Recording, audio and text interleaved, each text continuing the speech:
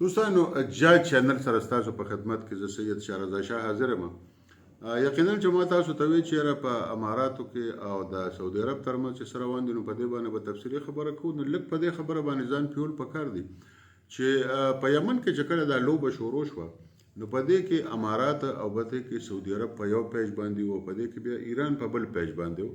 ایران به دغه ځای کې حوثیان ورته وایي، هغوی به یې سپورټ کول، او سعودي عرب او امارات په دغه ځای کې د اس ټي سی چې ورته مونږ وایو هغوی به سپورټ کول. د هغې نه پس بیا یو واقعات وشو، ځکه چې دا 2015 او 2019 14 خبرې دي.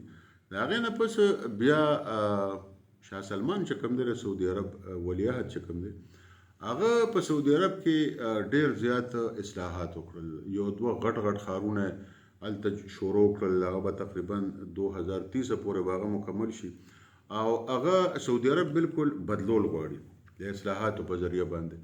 ډېرې غټې کمپنۍ وې چې هغوی په دوبۍ کې، په اماراتو کې او ابو دوبۍ کې د ټولو ځایونو کې به یې کار کوو. هغه کمپنۍ هم هغه سعودي عرب ته یوړی او نور هم روانې دي ځي. او هغه چې کوم اصلاحات په سعودي عرب کې شروع کړي دي نو دغه نوې ښارونه په سعودي عرب کې جوړ شي او هغې باندې په اربونو ډالر هغوی لګوي، او د برج الخلیفه په مقابله کې هغوی یو بل برج هم جوړوي. نو د دې دا مطلب دی چې لکه دوبۍ به شړېږي، او د دوبۍ نظاهره خبره ده چې سعودي عرب بیا یو ډېر لوی ملک دی، سعودي عرب یو ډېر لوی مارکیټ دی، او سعودي عرب ډېر زیات اهمیت هم لري د اماراتو په مقابله کې. یو واحد متحد ملک دی، ځکه چې امارات خو د 7 ملکونو مجموعه ده. نو د اماراتو چې کوم چارواکي دي هغوی بیا دا سوچ وکړو چې یاره که موږ اسرائیلو له لاس ورکړو او اسرائیل زمونږ مرګرتیا وکړي نو موږ د یمن کې موږ سعودي عرب انګیج کولی شو، موږ په سودان کې انګیج کولی شو، موږ دغه شان هغوی په سومالیه کې انګیج کولی شو.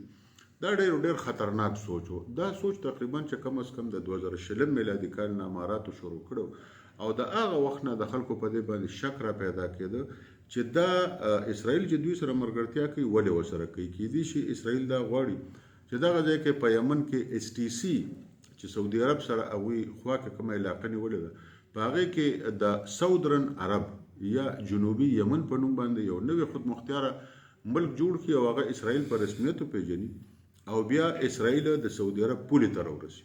نو دا ډېره خطرناکه خبره ده، او دا سعودي عرب هم د ځان دپاره خطرناکه وګڼله. د هغې نه پس بیا تاسو ته پته ده چې څو ورځې مخکې سعودي عرب دغه ځای کې چې څونه وسلې وې د اس ټي سی هغه یې بمباري کړی، او اماراتو ته ووایي چې په 24 غنټو کې تاسو خپل ټول کسان د یمن نه وباسئ.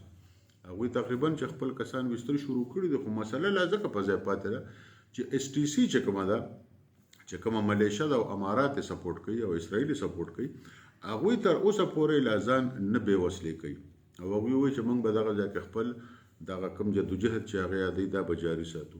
اوس دا مسله کوم ځای ته رسي؟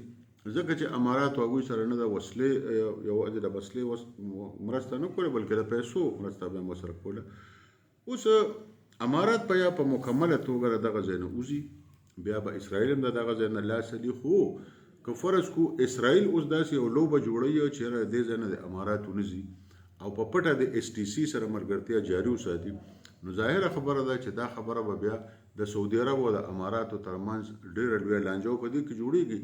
او زه یو ډېره لویه خبره دلته کول غواړم، خدای دې ونه کړي چې داسې دې وشي. خو که دا مسله دغه شان جاري وساتلی شوه نو د دوبۍ نه یو بله غذا جوړېدی شي.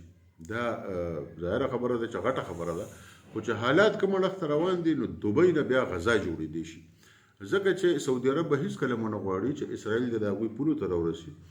او بیا پاکستان هم نور دا نشي زغملی چې یو سړی دی زمونږ په ګوادر کې هم ګوتې وهي، زمونږ په کراچۍ کې هم د ګوتې وهي، په موږ باندې افغان طالبان هم راچوي، په موږ باندې ترهګر هم راچوي، زمونږ کراچۍ د هم شړی.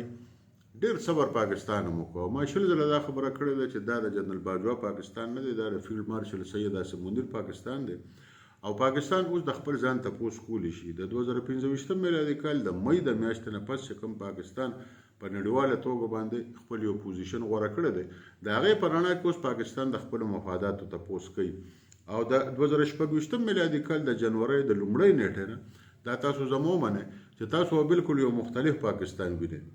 دا پاکستان به د خپلو مفاداتو تپوس هم کوي، د خپلو سټراټیژیکو مفاداتو تپوس هم کوي، په ملک به سیاسي استحکام هم راولي، په ملک به معاشي استحکام هم راولي، او دې لپاره که څونه سنګینې فیصلې نو هغه به د جنوري د میاشتې د دې 15 تاریخه پورې تاسو وګورئ چې ډېرې سنګینې فیصلې به کېږي، او داسې فیصلې به کېږي لکه څنګه چې د مۍ په میاشت کې شوې وي چې هر چا وی چېرې هندوستان له جواب نه دی ورکول پکار، نه دی ورکول پکار، خو بیا دونه سنګین جواب پاکستان ورکړ چې په ټوله دنیا کې اوس خلک د پاکستان مده وایي او پته ورته ولګېده چې پاکستان سره خو ټیک ته هر څه شته، خو د دې اکزیکیوشن څنګه کېږي، د دې استعمال څنګه کېږي، نو ټوله دنیا ته پته ولګېده.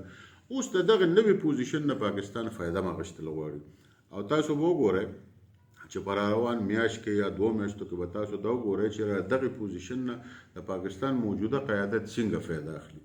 ډېر خلک داسې دي چې کېدای شي هغوی وایي چې دا خبره خو ډېره ګرانې دي، یقینا چې ډېره ګرانې دي، خو د مۍ په میاشت کې هم دا فیصله ډېره ګرانه وه چې موږ د هندوستان په شان 10 کرته غټ قدرت سره د موږ وجنګېږو او هغه د شکست ورکړو.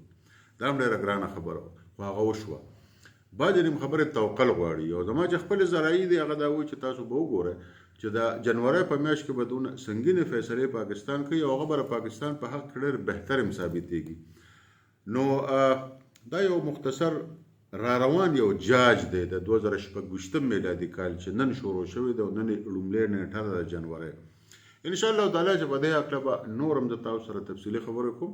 تاسو زمونږ په یوټیوب باندې هم دا چینل جاج تاسو سبسکرایب کړئ، تاسو لایک کړئ، تاسو کمنټ وکړئ، موږ به تاسو له نورم معلومات درکوو، تاسو به خبر ساتو، ځکه چې په پښتو کې اکثر زمونږ خلکو ته داسې تفصیلي خبرې نه ملاویږي.